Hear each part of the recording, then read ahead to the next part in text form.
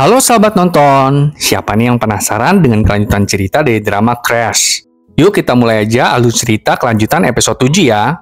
Pemakaman Jae-yong pun diadakan. Deputi Komisaris Pyo dan Jung-wook pergi melayat. Deputi Komisaris Pyo menginfokan kepada ayah Jae-yong kalau selang minyak rem mobil Jae-yong sepertinya sengaja dicabut. Bahkan ada mobil hitam yang menguntit Jae-yong. Mereka menyimpulkan kalau Jae-yong dibunuh oleh pengemudi mobil hitam itu. Kyung-soo juga melayat Jae-yong di rumah duka. Jung-wook menghampiri Kyung-soo dan mulai menuduh Kyung-soo sebagai pembunuh Jae-yong. Keesokan harinya, Yun-ho mendatangi kolumbarium Yun-soo dan bertemu dengan ayah Yun-soo. Mereka juga melihat gerombolan pengiring Abu Jae-yong. Yun-ho cukup kaget mengetahui kalau Jae-yong udah meninggal. Sedangkan tim TCI mendapatkan laporan kalau ada mobil putih yang berhenti di tengah jalan. Saat berada di TKP, mobil putih udah diamankan oleh para petugas. Tim TCI kemudian membuka paksa pintu mobil putih dan menemukan pengemudinya udah meninggal, dengan darah di bagian bajunya. Mereka pun memanggil tim forensik. Pada saat yang sama, Sohee mendapatkan laporan dari Superintenden H, yang berasal dari kantor polisi wilayah lain. Superintenden H menginfokan kalau ada truk pengangkut mobil yang terguling di wilayahnya.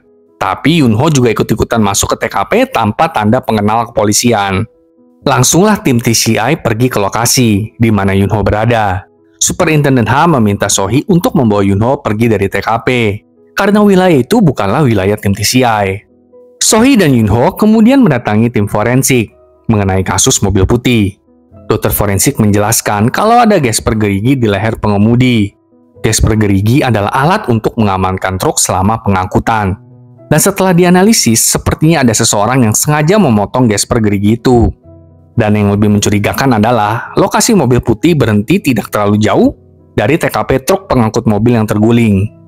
Sohee dan Yun-ho kemudian melaporkan ke Kapten Jung mengenai kejadian ini. Dan mereka juga yakin kalau gesper gerigi di leher pengemudi berasal dari truk pengangkut mobil yang terguling. Tim TCI pun berkumpul. Mereka berpikir kalau ini bukanlah kasus kecelakaan, karena gesper gerigi itu sengaja dipotong. Kamera dashboardnya pun sudah diformat. Di saat yang sama, Superintenden H menerobos kantor TCI dan ngomel-ngomel karena kasusnya diambil alih oleh tim TCI. Kedua tim akhirnya menemui Kepala Polisi Gu Kyung-mo. Dan yang mengherankan, Kepala Polisi Gu menelepon Kepala Polisinya Superintenden H untuk meminta kasus truk pengangkut mobil dioper ke tim TCI dong. Senang banget lah tim TCI mendengar hal itu. Sedangkan Deputi Komisaris Pyo Myung-hak resmi diangkat sebagai Komisaris Jenderal. Doi senang mampus tuh, buset dah. Nantikan waktumu Pak Komisaris Jenderal. Sohee dan Yun-ho tiba di rumah sakit untuk menemui pengemudi truk pengangkut bernama Nam Jae-hun. Sohee menjelaskan sepertinya ada yang memotong sabuk truk pengangkut mobil. Mendengar itu, Nam Jae-hun sedikit lega, karena berarti Nam Jae-hun tidak membunuh pengemudi mobil putih itu. Nam Jae-hun cerita kalau dirinya sempat berhenti di rest area Sangsan untuk beristirahat. Nam Jae-hun juga mengatakan kalau seorang pria sempat masuk ke dalam salah satu mobil yang ada di truk. Nam Jae-hun tentu kaget melihatnya dong. Jadilah mereka terlibat perkelahian kecil. Sohee dan Yun-ho kemudian mendatangi dan menginterogasi Cho Ik-wan, si pria yang diceritakan oleh Nam Jae-hun. Tim menanyakan alibinya. Tapi saat Cho Ik-wan gak bisa menjawab, seorang wanita tiba-tiba datang dan berkata kalau Cho Ik-wan bersamanya saat jam itu. Mereka pergi jalan-jalan dengan mobil baru Cho Ik-wan. Tim lalu mengecek kebenarannya lewat kamera dashboard mobil Cho Ik-wan. Saat terbukti kesaksian mereka benar, Cho Ik-wan mengatakan kalau di jam itu, mereka melihat seseorang yang mencurigakan. Cho Ik-wan melihat orang itu memegang gunting besi. Mereka juga berkata kalau orang itu menggunakan topi berwarna hijau. Orang bertopi hijau itu juga masuk ke ruang santai untuk pengemudi truk. Itu adalah tempat istirahat gratis bagi semua pengemudi truk. Yun-ho masuk ke dalam untuk melidiki ruang santai itu. Yun-ho lalu melaporkan kalau loker di ruang santai untuk pengemudi truk tidak ada yang dikunci. Jadi pelaku bisa aja mengambil kunci truk Nam Jae-hun dan melakukan kejahatan.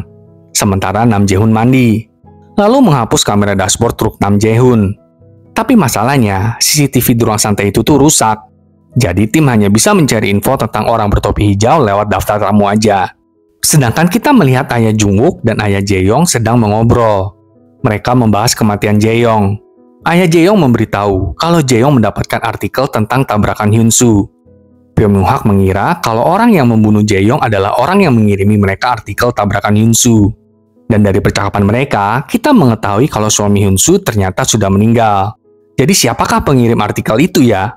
Keesokan harinya, Pyo Myung-hak mengajak Kapten Jung untuk bertemu. Pyo Myung-hak lalu memberikan sebuah kasus untuk Kapten Jung selidiki. Dan ternyata itu adalah kasusnya Jae-yong. Malam harinya, saat Yunho dan Sohee menginterogasi salah satu saksi, Sohee mendapatkan info kalau Donggi sepertinya sudah menemukan si orang bertopi hijau. Yunho lalu bergegas ke ruang santai. Tapi di tengah jalan, Yunho bertemu dengan orang bertopi hijau itu, dan kemudian mengikutinya. Ternyata orang itu adalah Kyung-soo, sahabat nonton. Tentu Yunho dan Kyung-soo saling mengenal karena kejadian tabrakan Hyun-soo di masa lalu.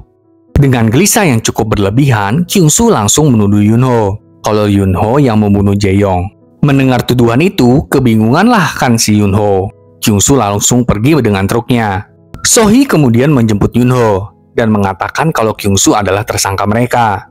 Mereka pun mengejar truk Kyung-soo. Tapi di tengah pengejaran itu, Hyun-kyung menelepon memperingatkan Sohee untuk menjauh dari truk Kyung-soo. Karena dari CCTV ruang santai pengemudi truk, Hyun-kyung melihat ada seseorang yang memotong gesper gerigi truk Kyung-soo. Dan benar aja dong, rem truk Kyung-soo blong. Salah satu mobil yang diangkut pun terlepas dan menyebabkan kecelakaan. Polisi pun mendatangi truk Kyung-soo dari depan dan belakang. Namun akhirnya truk Kyung-soo terguling. Apakah Kapten Jung adalah sebenarnya orang yang membunuh Jae-yong dan mengirimi mereka semua artikel tabrakan Hyun-soo? Tapi untuk apa? Saksikan kelanjutannya besok ya sahabat nonton. Sampai jumpa.